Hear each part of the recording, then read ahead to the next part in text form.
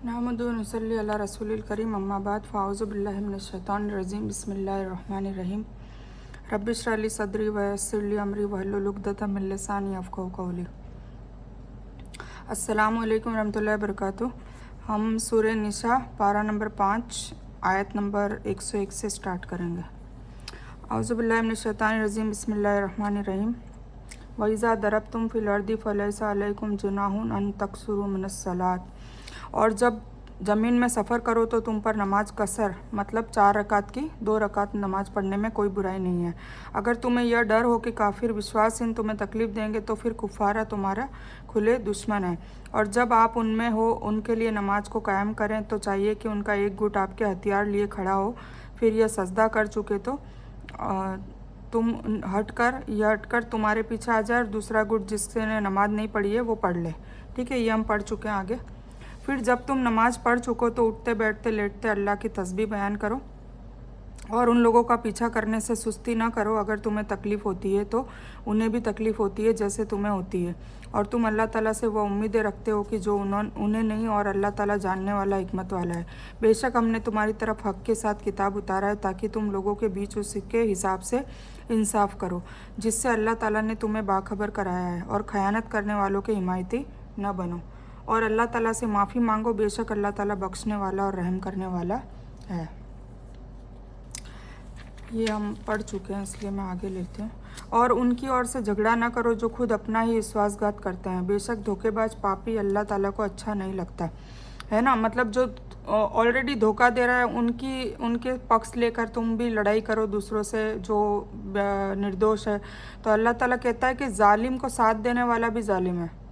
ठीक है, जानबूझ के तुम जालिम को और उसको बढ़ावा दे रहे हो, उसका साथ दे रहे हो। और आजकल दुनिया में ये ज़्यादा चल रहा है। जो बेकसूर होता है वो अकेला रह जाता है और सब जालिम के साथ हो जाते हैं क्योंकि झूठों का ज़माना चल रहा है। वह लोगों से तो छुप जाते हैं लेकिन अल्लाह से नहीं छुप सकते हैं ना। फिर अगर वो जुल्म कर रहे हैं, जुल्म करके भी अच्छे बन जाते हैं, अपने आप को अच्छा बना देते हैं तो लोगों से तो बच जाते हैं। बेशक लोग उसको अच्छा समझते हैं पर अल्लाह से तो नहीं छुप सकते ना। फिर वो मैदान हशर में उसकी पकड़ होगी। वह उनके साथ है जबकि वे रात में अप्रिय बातों की योजना बनाते। अल्लाह उनके करतूत को घेरे हुए है। हाँ, यह तुम लोग हो जो उनके हक में दुनिया में लड़े, लेकिन क़यामत के दिन उनकी तरफ से अल्लाह से कौन बहस करेगा और कौन उनका वकील बनकर खड़ा होगा, है ना। तो इन लोगों को कहा जा रहा है कि जो भी आज के ज़माने के हिसाब से और उस वक्त यहूदियों के हिसाब से बताया जा रहा था कि अगर हम कोई निर्दोष नहीं है, जुल्म कर रहा है और उसके साथ खड़े होकर हम उसके आज तो हम बचा रहे हैं। ठीक है, पर फिर क़यामत के दिन अल्लाह ताला कह रहा है कि उस वक्त कौन तुम्हें बचाएगा? कोई भी नहीं बचाएगा। सब अपने अपने अमालों की सज़ा भुगतेंगे। और जो भी कोई बुराई करे या खुद अपने ऊपर जुल्म करे फिर अल्लाह से माफ़ी मांगे तो अल्लाह बख्शने वाला है। और अगर किसी ने कर लिए पहले खताएँ और अगर माफ़ी मांग लेता तो अल्लाह ताला बख्शने वाला है। और जो गुनाह करता है उसका बोझ उसी पर है। अल्लाह जानने वाला और हिकमत वाला है। और जो कोई बुराई या गुनाह करता है फिर किसी बेगुनाह पर थोप देता है उसने खुला बहतान और बहुत बड़ा गुनाह किया, है ना। मतलब बुराई खुद करे, गुनाह खुद करे और किसी बेगुनाह पर अपना गुनाह थोप दे कि मैंने नहीं उसने किया था, तो इसकी भी अल्लाह ताला पकड़ करेगा। यानी जब इस गुनाह की वजह से उसकी पकड़ होगी तो कौन अल्लाह की पकड़ से उसे बचा सकेगा। इसमें अल्लाह दूसरी आयत में फरमाते हैं कोई बोझ उठाने वाला किसी दूसरे का बोझ नहीं उठाएगा। यानी कोई किसी का जवाबदेह नहीं होगा। हर इंसान को वही कुछ मिलेगा जो वो साथ में कमा कर लाया है। क्या कमा कर लाया है? आमाल, नेकियां और बदियां। और अगर आप पर अल्लाह का फजल और रहमत न होती तो उनके एक गुट ने आपको गुमराह करने की साजिश कर ली थी, लेकिन वह खुद को गुमराह करते रहे और वह आपको कोई नुकसान नहीं पहुंचा सकते। अल्लाह ने आप पर किताब और इल्म उतारा है। आप जिसको नहीं जानते थे उसका इल्म दिया है।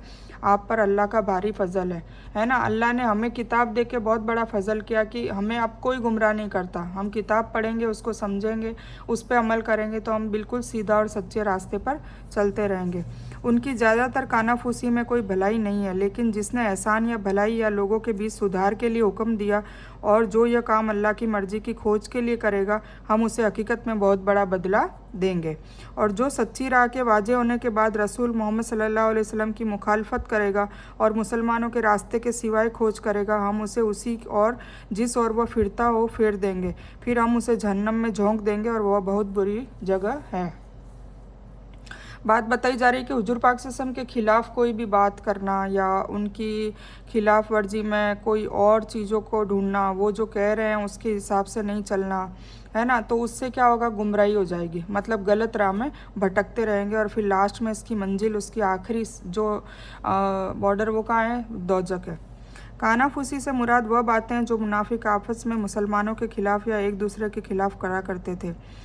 सदका भलाई जो हर तरह के सवाब को शामिल है और लोगों के बीच सुधार करने में बारे में मशवरा सवाब पर आधारित है, जैसा कि इन कामों की फजीलत और अहमियत पर हदीस में भी जोर दिया गया है। क्योंकि अगर इखलास यानी अल्लाह की खुशी का मकसद नहीं होगा तो बड़े से बड़ा जो भी अमल आप कर रहे हैं वो बेकार हो जाएगा।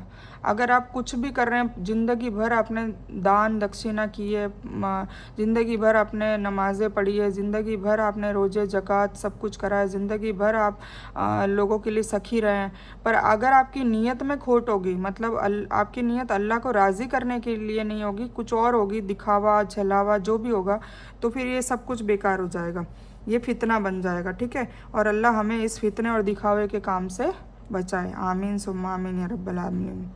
हिदायत वाजे हो जाने के बाद रसूलुल्लाह सल्लल्लाहु अलैहि वसल्लम के खिलाफ और मुसलमानों का रास्ता छोड़कर किसी दूसरे रास्ते की पैरवी इस्लाम में से निकलना है, जिस पर यहाँ जहन्नम की धमकी दी गई है। अल्लाह अपने साथ शिर्क किए जाने को कभी भी माफ़ नहीं करेगा और इसके सिवाय गुनाह को जिसके लिए चाहे माफ़ कर देगा। जिसने अल्लाह के साथ शिर्क किया वह बहुत दूर बहक गया। यह तो अल्लाह ताला को छोड़कर केवल देवियों को पुकारते हैं और हकीकत में यह मरदूस शैतान को पुकारते हैं, जिसे अल्लाह ने लानत की है और उसने कहा कि तेरे बंदों में से मुकर्रर हिस्सा लेकर रहूँगा और उन्हें राह से भटकाता रहूँगा। कौन कहता है? इब्लिस कहता है। और झूठी उम्मीदें दिलाता रहूँगा और उन्हें तालीम दूंगा कि जानवरों के कान चीरें और उनसे कहूँगा कि अल्लाह की बनाई हुई शक्ल बिगाड़ दे, नाउज़ुबिल्लाह।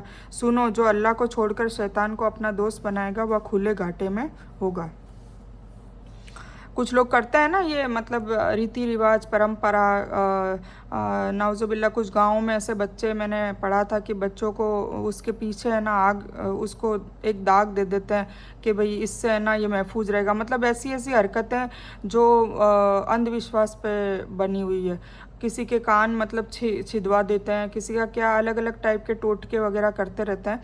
तो ये सब कौन बहकाता है? ये सब इब्लिस दिमाग में लाता है कि ऐसा करने से ऐसा होगा, ऐसा करने से ऐसा होगा, जबकि अल्लाह ताला कह रहा है कि कुछ भी ये हरकतें करने की ज़रूरत नहीं है, बस अल्लाह की तस्बीह बयान करो, अल्लाह की इबादत करो, सबसे महफूज रहोगे। औरतों से मुराद या तो मूर्तियां हैं जिनके नाम स्त्रीलिंग में थे, मतलब लात, उज्जा, मनात, ये सब नाइल, ये सब लड़कियों के नाम थे, तो इसलिए उनका औरतों से नाम लिया है। ठीक है, और या फिर फरिश्ते हैं, क्योंकि अरब के मूर्ति पूजक जो थे फरिश्तों को अल्लाह की बेटियां समझते थे, नाउज़ुबिल्लाह, और फिर उनकी इबादत करते थे। मूर्ति, फरिश्तों और दूसरे लोगों की इबादत हकीकत में शैतान की इबादत है, क्योंकि शैतान ही इंसान को अल्लाह के दरवाजे से बहका कर दूसरे दरबार में और चौखट पर झुकाता है, जैसा कि अगली आयत में आया है। मुकर्रर हिस्सा जो अल्लाह ने कहा है वो है नज़र नियाज भी हो सकता है, जो मूर्ति पूजक कब्रों में दफन गड़े इंसान के नाम पर निकालते हैं, और नरक वासियों का वह हिस्सा भी हो सकता है जिन्हें शैतान भटकाकर अपने साथ जहन्नम में ले जाएगा। यह वह झूठी उम्मीदें हैं जो शैतान के लालच और दखल अंदाजी से पैदा होती है, जो इंसानों के भटकावे की वजह बनती है। वह तुमसे जुबानी वादे करता रहेगा, हरे बाग दिखाता रहेगा, लेकिन याद रखो शैतान के जो वादे हैं उनसे वह पूरी तरह से क्या है? धोखा है, झूठ है। यह वह लोग हैं जिनका मुकाम जहन्नम है, जहाँ से उन्हें छुटकारा नहीं मिलेगा। किस लोगों की बात कर रहे हैं? जो शैतान की पैरवी करने वाले लोग। और जो ईमान लाए और भले काम करे, हम उन्हें उन जन्नतों में ले जाएंगे जिनके नीचे नहरें बह रही है, जहाँ वह हमेशा हमेशा रहेंगे। यह है अल्लाह का वादा जो बेशक सच है, और अल्लाह से अधिक सच्चा अपनी बात में कौन हो सकता है? बेशक कोई नहीं। तुम्हारी आरजुओं और अहले किताब की आरजुओं से कुछ नहीं होना है। जो बुरा करेगा उसकी सज़ा पाएगा, और अल्लाह के सिवा अपना कोई वली और मददगार नहीं पाएगा। और जो ईमान वाला हो, मर्द हो या औरत, वह नेक अमल करे, बेशक इस तरह के लोग जन्नत में जाएंगे, और खजूर की गुठली की फाँक के बराबर भी उनका हक नहीं मारा जाएगा। मतलब छोटी से छोटी नेकी भी उनका उसका अज़र मिलेगा अल्लाह ताला के यहाँ, उसका बदला मिलेगा। और उससे अच्छे दिन वाला कौन हो सकता है? जो अल्लाह के लिए पूर्ण आत्मसमर्पण, मतलब मुकम्मल खुद सुपुर्दी के, जो है सिर्फ़ और सिर्फ अल्लाह के लिए करना है। तो वो कर दे। वह नेक भी हो, इब्राहिम के दीन की पैरवी किया हो, यकसू थे और इब्राहिम को अल्लाह ने अपना दोस्त बना लिया था। ठीक है। अब इब्राहिम अलैहिस्सलाम की मिल्लत क्यों कहा गया है, मतलब उनकी मिल्लत में से हम है, हुजूर पाक सल्लल्लाहु को भी कहा, तो इसलिए कहा क्योंकि इब्राहिम अलैहिस्सलाम ने कभी भी शिरक नहीं किया। उन्होंने जब तौहीद समझ ली कि भाई सिर्फ़ और सिर्फ अल्लाह की बंदगी करनी है और सिर्फ अल्लाह से मांगनी है मदद, तो उसके बाद फिर उन्होंने कभी कुछ शिरक नहीं किया।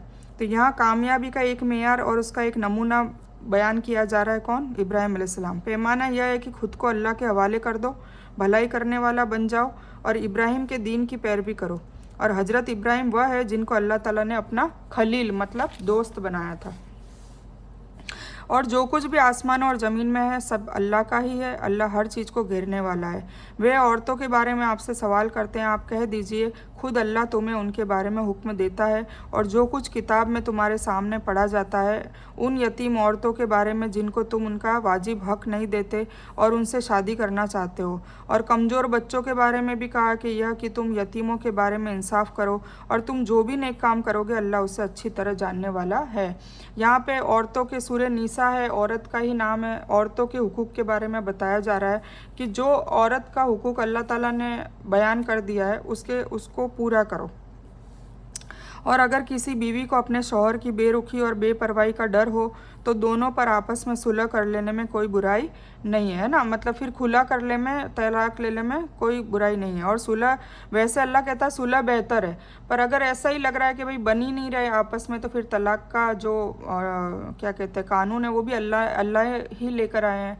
तो अगर बिल्कुल नहीं बन रही आपस में तो फिर तलाक लेके अपनी अपनी ज़िंदगी बेहतर तरीके से जिए। और लालच हर मन में शामिल कर दी गई है। अगर तुम एहसान करो और तकवा इख्तियार करो तो अल्लाह तुम्हारे करतूतों से बाखबर है। और तुम बीवियों के बीच कभी भी इंसाफ ना कर सकोगे। अब ये उन लोगों के लिए जो 2, 3, 4 करते हैं एक साथ, तो उनको कहा गया कि भाई तुम इंसाफ नहीं कर सकोगे अगरचे इसकी आरजू रखो, इसलिए तुम एक की और पूरी तरह न झुक जाओ, है ना। एक मतलब एक की तरफ बिल्कुल झुक जाए और दूसरों को अधर में लटकती हुई छोड़ दे तो ये भी गलत है। और अगर तुम सुधार कर लो, नाइंसाफ़ी से बचो तो अल्लाह बख्शने वाला और रहम करने वाला है। शौहर अगर किसी वजह से अपनी बीवी को पसंद न करे और उससे दूरी और बेरुखी और इनकार रोज़ का अमल बना ले, और या एक से अधिक बीवियां होने की हालत में किसी कम खूबसूरत बीवी से दूर रहे, तो बीवी अपना कुछ हक छोड़कर शौहर से सुलह कर सकती है। ठीक है, कर ले। तो इस सुलह से शौहर बीवी पर कोई गुनाह नहीं होगा क्योंकि सुलह हर हालत में बेहतर है। मोमिनों की माँ हज़रत सौदा ने भी अपने बुढ़ापे में अपनी बारी हज़रत आयशा को दे दी थी, जिसे नबी सल्लल्लाहु अलैहि वसल्लम ने कबूल किया था। सही बुखारी और मुस्लिम की किताबुन निकाह का चैप्टर में है। और अगर दोनों जुदा हो जाएं, अल्लाह अपनी रहमत से दोनों को बेनियाज कर देगा और अल्लाह कुशादगी वाला और हिकमत वाला है। और आसमानों और ज़मीन का सब कुछ अल्लाह ही का है। और हमने तुमसे पहले के लोग जो किताब दिए गए थे उनको और तुमको यही हुक्म दिया है कि अल्लाह से डरो। और अगर तुम न मानो तो बेशक जो आसमानों में और ज़मीन में है सब अल्लाह ही का है और अल्लाह बेनियाज और तारीफ़ किया गया है। और जो भी आसमान में और ज़मीन में है सभी अल्लाह का है। अल्लाह काम बनाने वाला बस है। हे लोगों, अगर वह चाहे तो तुम सबको ले जाए और दूसरों को ले आए, और अल्लाह इस पर पूरी कुदरत रखने वाला है। ठीक है। अब ये हमें बताया जा रहा है कि भाई हम अपनी ज़िम्मेदारी से काम नहीं लेंगे, हम हमारी जो भी हमें अल्लाह ताला ने ज़िम्मेदारियाँ दी है वो नहीं निभाएंगे, तो फिर अल्लाह ताला इतनी कुदरत रखता है कि हमको सबको नस्ते नाबूद करके किसी और कौम को भी ला सकता है। जो इंसान दुनियावी बदला चाहता हो तो याद रखो कि अल्लाह के पास दुनिया व आखिरत दोनों का बदला मौजूद है और अल्लाह सुनता और देखता है ना। कुछ लोग मतलब शिकायतों पे शिकायत करते हैं कि हमारी दुनिया अच्छी नहीं है, हमारी दुनिया अच्छी नहीं है। किसी को धन की कमी खलती है, किसी को शोहरत की कमी खलती है, किसी को क्या खलता है। तो अल्लाह ताला कह रहा है कि अगर तुम्हें दुनिया ही चाहिए तो फिर मैं आखिरत में नहीं दूंगा। अल्लाह कभी कभी दुनिया में इसलिए नहीं देता है, इसलिए गम और परेशानियां देता है क्योंकि आखिरत में उनका बहुत बड़ा दर्जा अल्लाह देने वाला होता है, चाहता है कि बहुत बड़ा दर्जा मिले। पर इंसान को ये चीज़ तो पता नहीं होती क्योंकि वो गैबी चीज़ है कि आखिरत में हमारे साथ क्या होने वाला है। इसलिए अल्लाह ताला वो बहुत अच्छा नेक और सखी होने के बावजूद उस बंदे को दुनिया में भी परेशानी देता रहता है क्योंकि अल्लाह ने उसके लिए बेहतरीन जगह सोच रखी होती है। तो ये हर इंसान को समझने की ज़रूरत है। ए ईमान वालों, इंसाफ पर मजबूत रहने वाले और अल्लाह के लिए सच गवाही देने वाले बन जाओ, अगर वह खुद तुम्हारे अपने और माँ बाप और रिश्तेदारों के खिलाफ हो। है ना। मतलब जो भी बोलो हक बोलो, चाहे तुम्हारे माँ बाप के खिलाफ कोई बात हो रही हो और सच हो, या रिश्तेदारों के खिलाफ हो, अगर वह इंसान धनी हो या गरीब हो, दोनों से अल्लाह का रिश्ता आपका ज़्यादा है, तो आप हक बोलो। इसमें अल्लाह ताला ने ईमान वालों को इंसाफ कायम करने और सच्ची गवाही देने पर जोर दिया है, चाहे उसकी वजह से उनको खुद या माँ बाप या रिश्तेदारों का नुकसान ही क्यों ना उठाना पड़े, इसलिए कि सच्चाई सबसे बड़ी है और प्रभावशाली है। यानी किसी धनवान के धन की वजह से छूट दी जाए और न किसी गरीब को गरीबी का डर तुम्हें सच बात कहने से रोके, बल्कि अल्लाह इन दोनों से तुम्हारे ज़्यादा करीब और अच्छा है। मतलब जो भी अगर किसी के बीच फैसला भी करो, सब करो, तो सच बोलो, हक बोलो। इंसान करने में मनमानी न करो, अगर गलत बयान दोगे या न मानोगे तो अल्लाह तुम्हारे अमल से बाखबर है। ए ईमान वालों, अल्लाह और उसके रसूल सल्लल्लाहु अलैहि वसल्लम और उसकी किताब पाक कुरान पर, जिसे उसने अपने रसूल सल्लल्लाहु अलैहि वसल्लम पर उतारी है, और उन किताबों के ऊपर ईमान लाओ जो इससे पहले उतारी गई, और जो अल्लाह और उसके फरिश्तों और उसकी किताबों और उसके रसूलों और क़यामत के दिन को नहीं माने, वो बहुत दूर तक बहक गया। बेशक जो ईमान लाए फिर नकार दिए गए, फिर ईमान लाए फिर इनकार किए, फिर इनकार में बढ़ गए, अल्लाह हकीकत में उन्हें माफ़ नहीं करेगा और न सीधा रास्ता दिखाएगा। मतलब पहले ईमान लाते हैं, फिर इनकार कर देते हैं, फिर लाते हैं, फिर करते हैं, फिर लाते हैं, फिर करते हैं, तो बार बार जो ऐसा करेगा वो गलती नहीं होती, एक बार करते हैं वो गलती होती है। जो बार बार ऐसा करेगा तो फिर अल्लाह उनको गुमराह कर देगा। मुनाफिकों को बाखबर कर दो कि उनके लिए दुखद अजाब ज़रूरी है। जो मुसलमानों को छोड़कर काफिरों को दोस्त बनाते हैं, वह क्या उनके पास इज्जत की खोज करते हैं? तो याद रहे कि सभी की इज्जत अल्लाह के हक में है।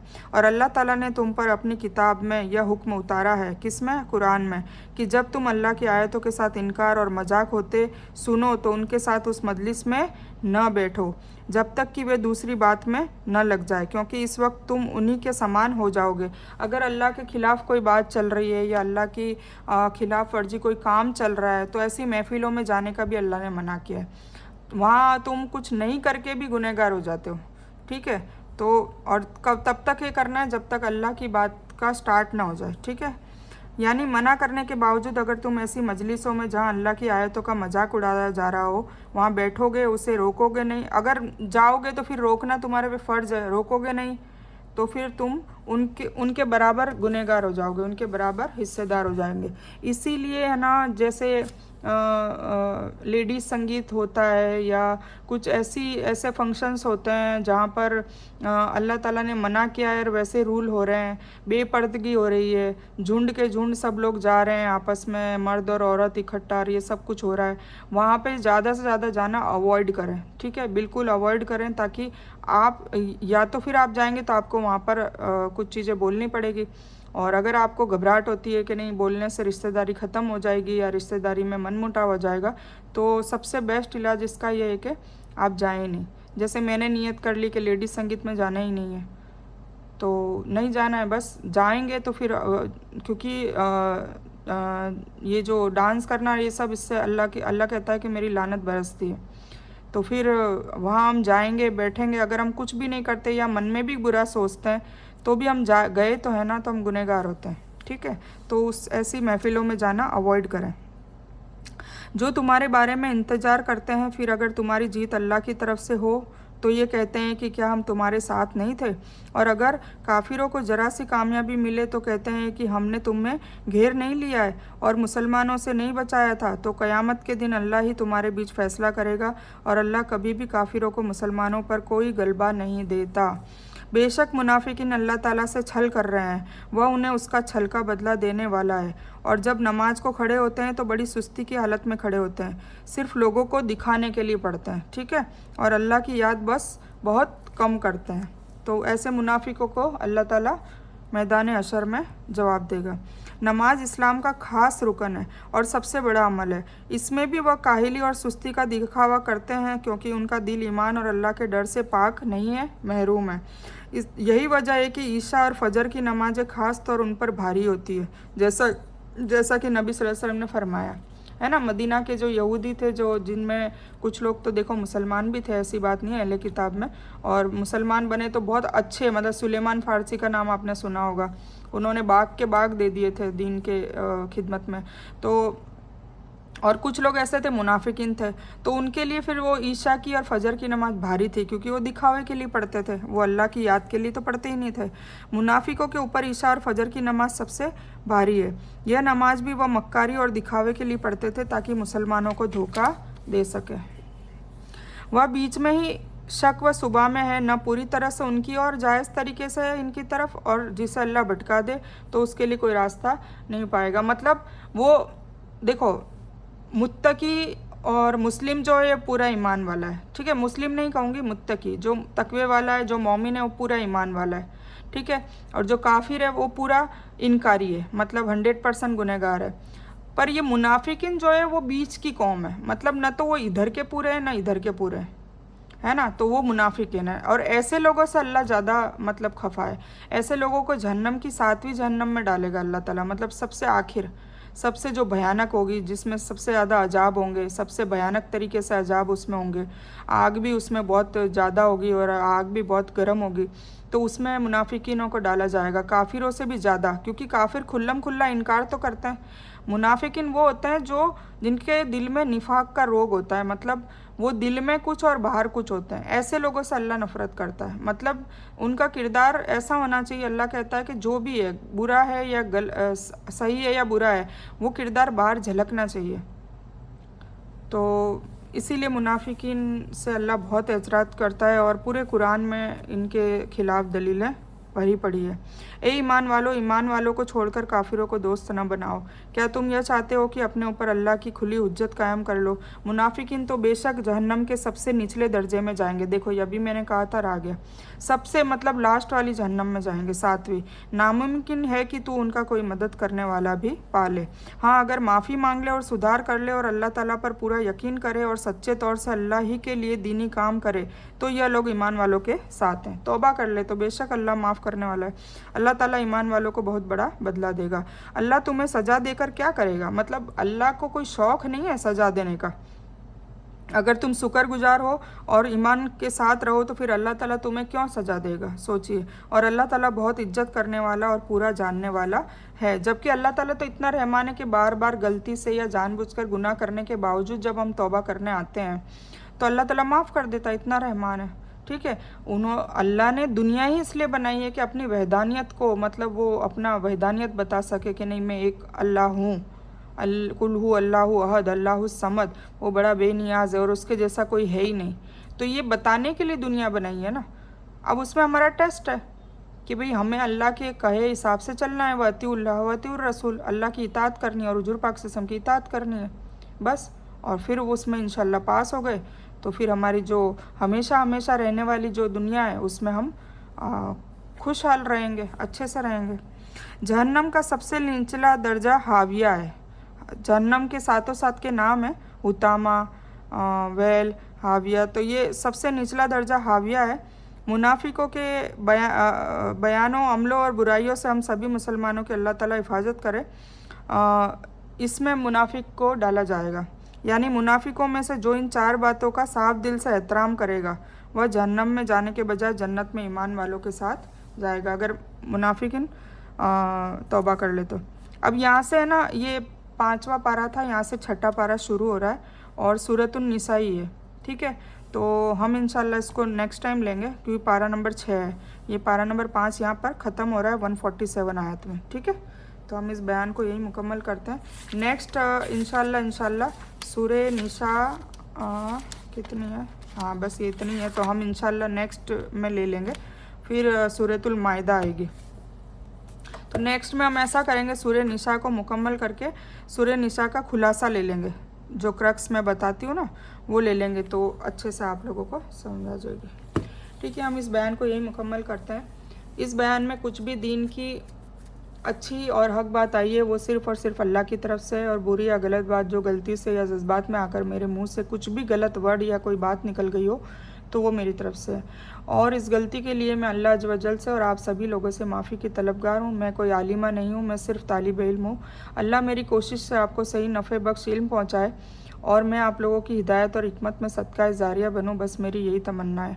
आमीन सुम्मा आमीन या रब्बल आलमीन। रब्बना आतिना मिन लदुनका रहमतम व हिलना मिन अमरिना रशदा। अल्लाहुम्मा सल्ली अला मोहम्मद वाला अली मोहम्मद कमा सल्लैता अला इब्राहीम वाला अली इब्राहीम इन्नका हमीदुम मजीद। अल्लाहुम्मा बारिक अला मोहम्मद वाला अली मोहम्मद कमा बारकता अला इब्राहीम वाला अली इब्राहीम इन्नका हमीदुम मजीद। व आखिरु दावाहुम अनिल हम्दुलिल्लाहि रब्बिल आलमीन।